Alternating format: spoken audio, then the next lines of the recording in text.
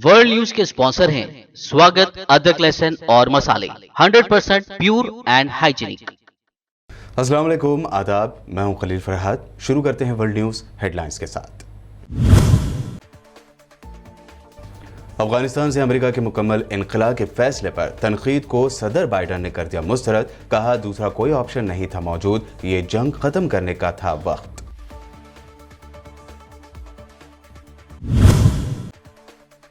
तालिबान को लेकर अमेरिका और जर्मनी वेट एंड वॉच पर कर रहे हैं अमल। व्हाइट हाउस की प्रेस सेक्रेटरी जेन साकी ने कहा तालिबान हुकूमत को मंजूरी देने की नहीं है जल्दबाजी।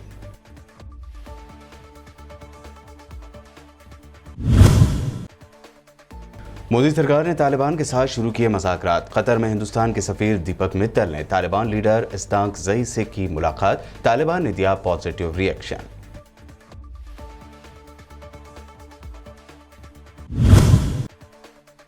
मोदी सरकार की तालिबान से ऑफिशियल बातचीत पर असदुद्दीन ओवैसी ने किए कई सवाल। पूछा क्या टेरर लिस्ट में शामिल तालिबान लीडरों को निकालेगी मोदी सरकार? क्या तालिबान को तस्लीम करने की सिमत है ये कदम?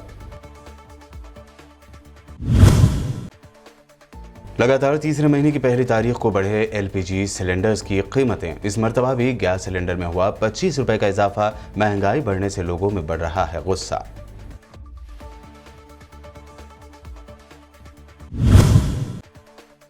और केरल में बढ़ते केसेस को देखते हुए स्मार्ट स्ट्रैटेजिक लॉकडाउन हो गया जरूरी। यूनियन हेल्थ मिनिस्ट्री ने दी राय। कहा महल्ले और कस्बों की बुनियाद पर केरल में किया जाए लॉकडाउन।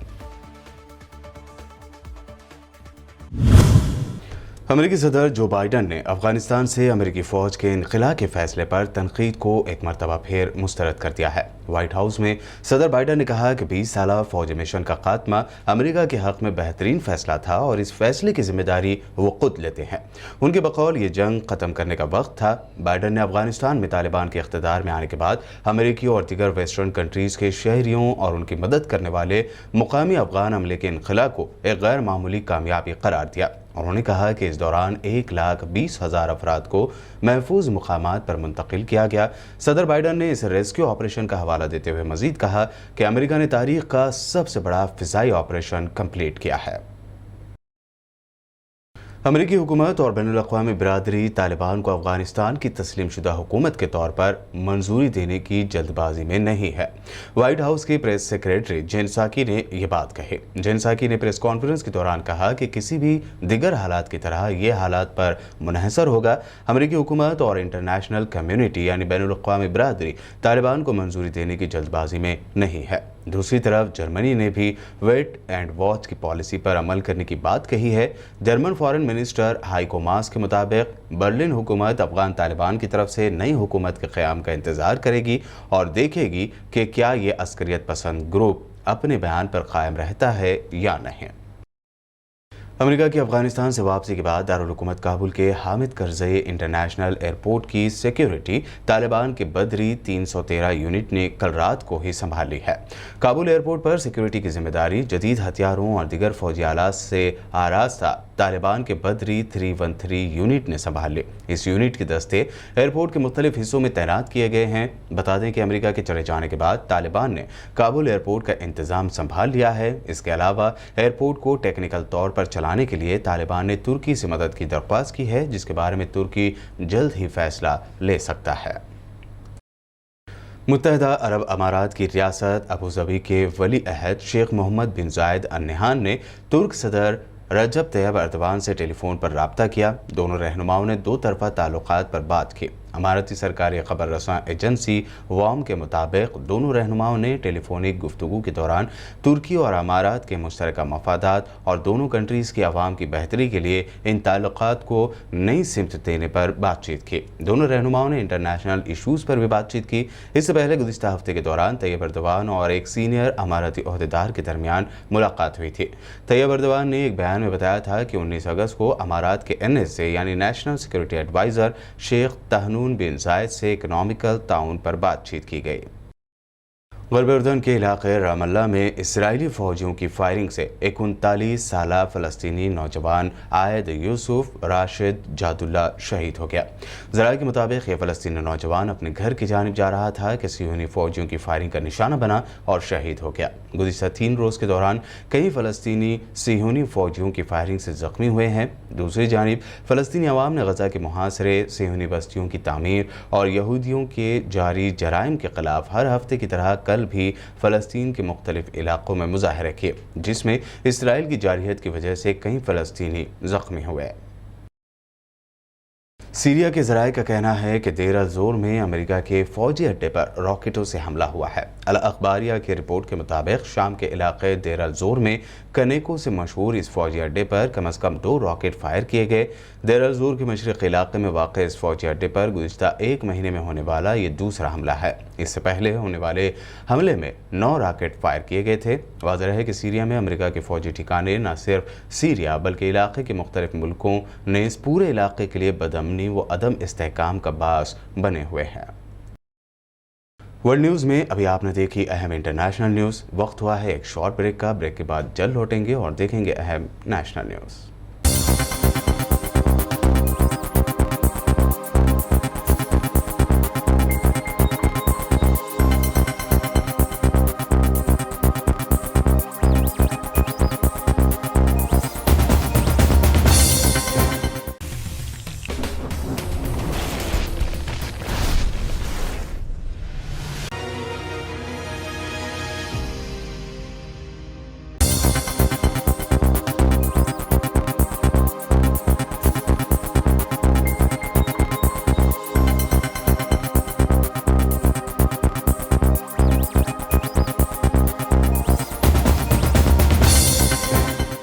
ब्रेक के बाद आइए अब देखते हैं अहम नेशनल न्यूज़। कतर में हिंदुस्तान के सफ़ीर दीपक मित्तल ने तालिबान के सियासी दफ्तर के सरबराह शेर मोहम्मद अब्बास इस्तांकज़ई से मुलाकात की और अफगानिस्तान की सरजमीन को हिंदुस्तान मुखालिफ सरगर्मियों और किसी भी किस्म की दहशतगर्दी के लिए इस्तेमाल करने पर तशवीश का इजहार किया और उन्हें अपने खदशात से आगाह किया। मित्तल और तालिबान लीडर इस्तांकज़ई ने तालिबान की दरख्वास्त पर मुलाकात की। तालिबान के नुमाइंदे इस्तांकज़ई ने मित्तल को यकीन दिलाया कि इन मसाइल को मुस्बत तरीके से हल किया जाएगा। इस मीटिंग के दौरान मिस्टर मित्तल ने अफगानिस्तान में फंसे हुए हिंदुस्तानियों के तहफ़्फ़ुज़, उनकी महफूज वापसी और अफगान शहरियों, ख़ासतौर पर अक़लियतों जो कि हिंदुस्तान आने के ख्वाहिशमंद हैं, इन मसाइल को उन्होंने खुसूसी तौर से उठाया। मिस्टर मित्तल ने इस्तांकज़ई से कहा कि उनके मुल्क की तशवीश है कि अफगानिस्तान की ज़मीन को हिंदुस्तान मुखालिफ सरगर्मियों के लिए इस्तेमाल नहीं होने देना चाहिए। इस बातचीत में तालिबान ने हिंदुस्तान के ख़दशात पर मुस्बत रद्द-ए-अमल का इजहार किया है। इस दरमियान अफगानिस्तान में बदली सूरत हाल के दरमियान मोदी सरकार की जानिब से तालिबान के साथ ऑफिशियल बातचीत शुरू करने की खबरों के बाद इस पर रिएक्शन भी आना शुरू हो गए हैं। ऑल इंडिया मजलिस इत्तेहादुल मुस्लिमीन के सदर और हैदराबाद के MP बैरिस्टर असदुद्दीन ओवैसी ने मोदी सरकार से सवाल किए हैं। असदुद्दीन ओवैसी ने पूछा कि क्या ये बातचीत तालिबान को तस्लीम करने की सिमत उठाया गया कदम है।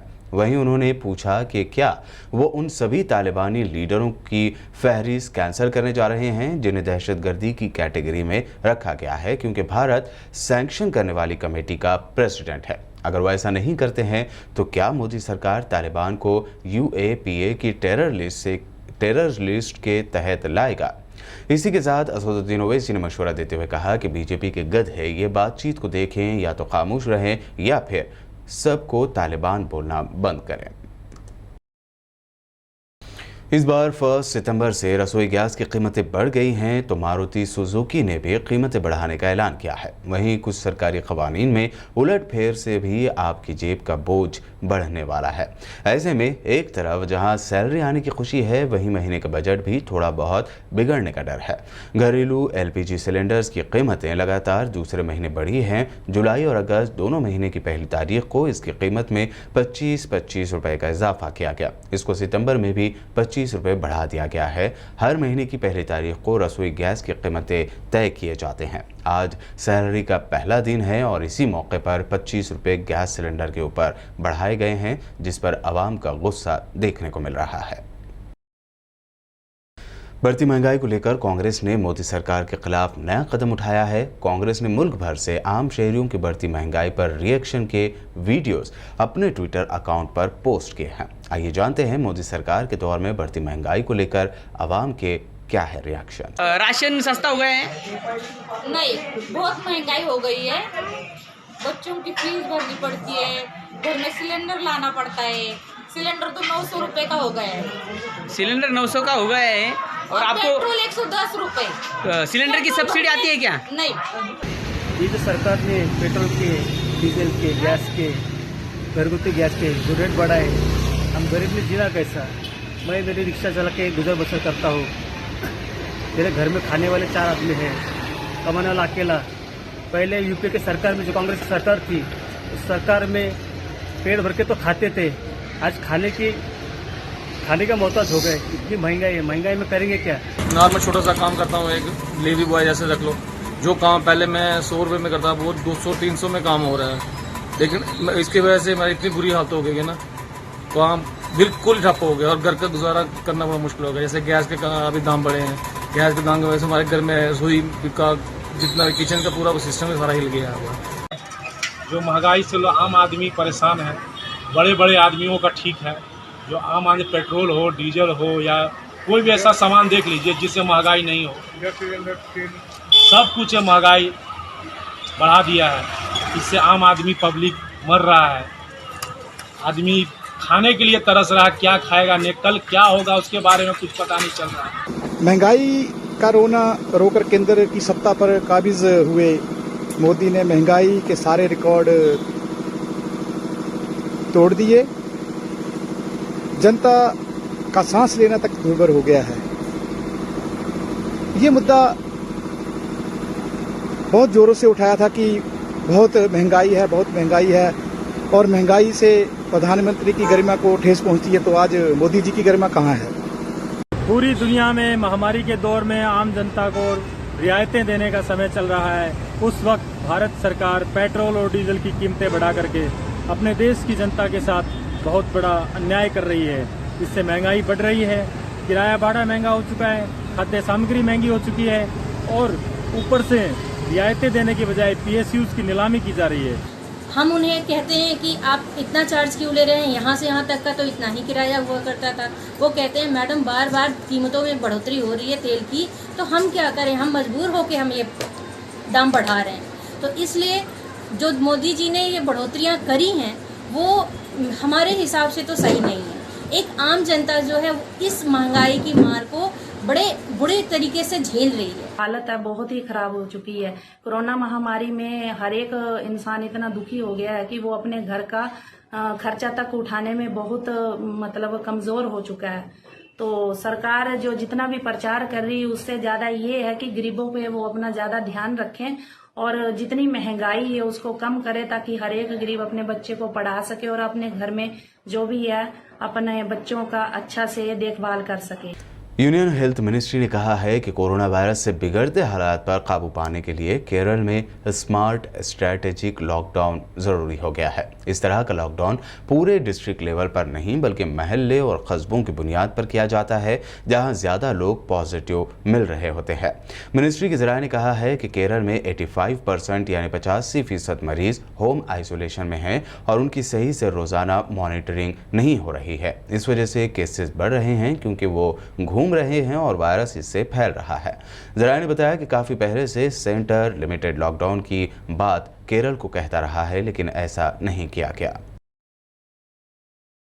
मुल्क में कोरोना के केसेस में कमी आने के साथ ही कई रियासतों ने स्कूल खोल दिए हैं। इन रियासतों में पंजाब, बिहार, मध्य प्रदेश, झारखंड, महाराष्ट्र, छत्तीसगढ़ और तेलंगाना शामिल है।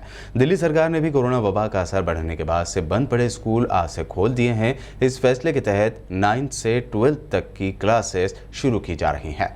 दिल्ली की डिप्टी CM और एजुकेशन मिनिस्टर मनीष सिसोदिया ने कहा कि अगर हमने अभी भी स्कूल नहीं खोले तो एक पूरी नस्ल यानी जनरेशन नॉलेज गैप के साथ आगे बढ़ेगी। जब हमने आवाम से मशवरे मांगे तो 70% लोग शिद्दत के साथ चाहते थे कि हर कीमत पर स्कूल खोले जाएं। मनीष सिसोदिया ने आगे बताया कि अभी शुरू में कुछ दिन कोर्स वाली पढ़ाई नहीं होगी बल्कि बच्चों के साथ बातचीत कायम की जाएगी।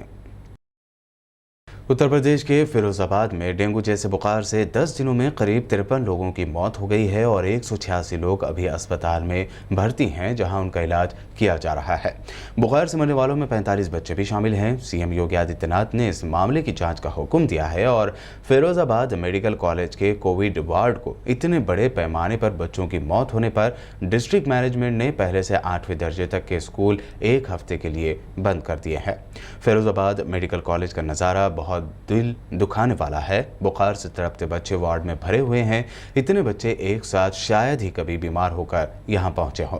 योगी आदित्यनाथ ने अस्पताल का दौरा किया और हालात का जायजा लिया। जी के साथ यहाँ के लगभग 8-9 मोहल्लों में संदिग्ध डेंगू से संबंधित मामले देखने को मिले। यहाँ पर मैंने उत्तर प्रदेश शासन से मेडिकल एजुकेशन की भी और सर्विलांस की भी टीम को यहाँ पर भेज करके हम इसकी जांच करा रहे हैं कि मामला संदिग्ध डेंगू से सब जुड़े हुए हैं या और भी कोई मामला है, जिससे हम लोग उस पर जा सकें। तक केस आ रहे हैं और वायरल फीवर में कई कंडीशंस होती हैं जिनमें प्लेटें कम होती हैं। उनमें एक डेंगू होता है, इवन कोरोना के केस में कम हो रही थी प्लेटें, मलेरिया में कम हो जाती हैं और कई तरह के वायरल फीवर हैं या इन्फेक्शन ज़्यादा हो जाता है, क्योंकि ये प्लेटें हमारी जो हैं जहाँ से खून बनता है बोन मैरो, उससे बनती है। अगर कोई भी बीमारी उस बोन मैरो को डिप्रेस करेगी या उसका सप्रेशन करेगी तो उस स्थिति में कम पड़ जाती है। तो इस तरह के केसेस ज़्यादातर वायरल फीवर चल रहे हैं और प्लेटें हैं। सौभाग्यशाली हैं हम लोग कि हमने जितने अभी बच्चे देखे हैं सही टाइम पे इलाज हो गया और हमारे यहाँ अभी तक डेंगू से कोई मौत नहीं हुई। वर्ल्ड न्यूज़ के आखिर में हेडलाइंस बढ़ाते हैं एक और नजर। अफगानिस्तान से अमेरिका के मुकम्मल इनखला के फैसले पर तनकीद को सदर बाइडन ने कर दिया मुस्तरद। कहा दूसरा कोई ऑप्शन नहीं था मौजूद, ये जंग खत्म करने का था वक्त।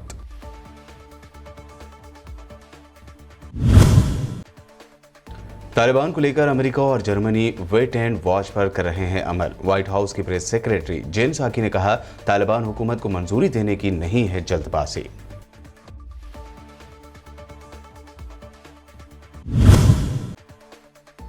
मोदी सरकार ने तालिबान के साथ शुरू किए मुज़ाकरात। कतर में हिंदुस्तान के सफीर दीपक मित्तल ने तालिबान लीडर इस्ताक ज़ई से की मुलाकात। तालिबान ने दिया पॉजिटिव रिएक्शन।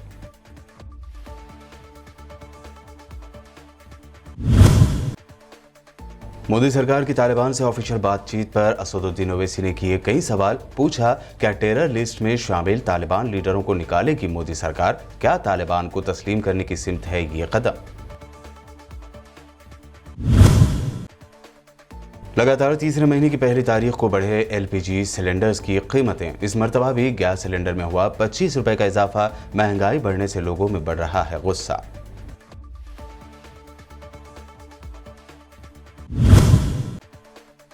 और केरल में बढ़ते केसेस को देखते हुए स्मार्ट स्ट्रैटेजिक लॉकडाउन हो गया जरूरी। यूनियन हेल्थ मिनिस्ट्री ने दी राय। कहा महल्ले और कस्बों की बुनियाद पर केरल में किया जाए लॉकडाउन।